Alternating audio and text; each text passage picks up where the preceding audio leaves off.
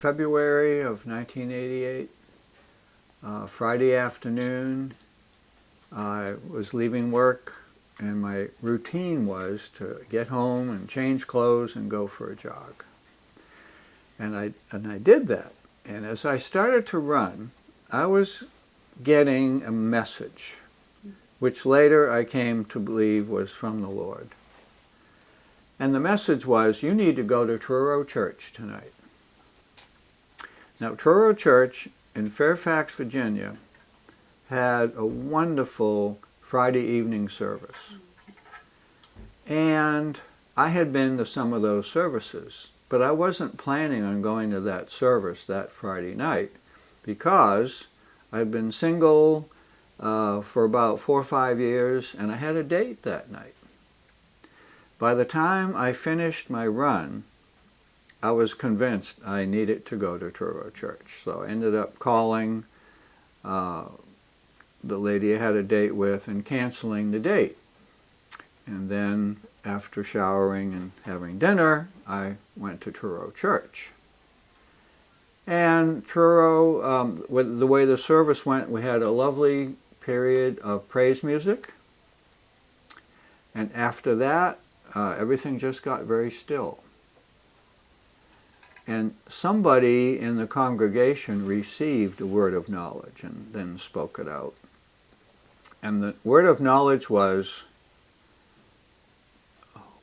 I want to have a personal that's relationship right. with you. That's right. Thankfully, I told you earlier. I want to have a personal relationship with you, but we cannot have a personal relationship until you get rid of your baggage.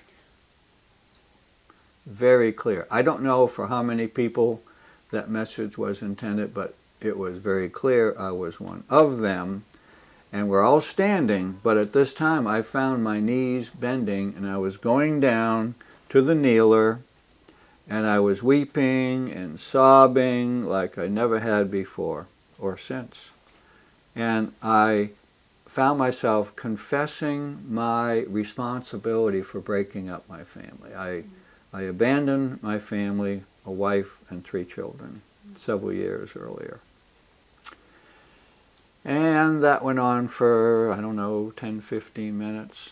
And then I calmed down, and then I went to get up, and I just about floated up. The difference was so huge.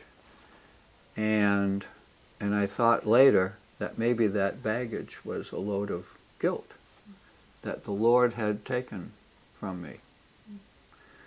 So the next morning, Saturday morning, I was having a time of prayer, and it wasn't on my agenda, but all of a sudden I said, Lord, you know I want to remarry, and I've been dating, but I've been doing it all by myself. So I quit. I am not going to date anybody from here on until you, Lord, put the right person right in front of me.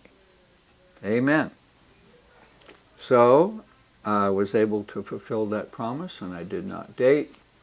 And I would say about 3 or 4 months later, at coffee hour after church, I'm talking to this guy, and this woman comes around, stands right in front of me, and we introduce ourselves. We hadn't met before. And we had a very nice conversation and exchanged contact information. And within a week or so, I took her out to dinner. And about 7 months later... 6 months. 6 months later, my online editor here, we married. That's what it was. We married. And we just celebrated our 30th wedding anniversary. Right. Yep. And it was healing for both of us. yes. So. And it's been wonderful 30 years. And in the process, God has brought us into OSL. When God grants us healing, He wants us to share that with others. So OSL gives you a community that you can both receive healing and then share it with others. And it gives you a community that's very supportive And the idea of inviting people to come and receive prayer and be healed is such a special thing to do. And it just makes us feel so much closer to the Lord. So we are blessed so much.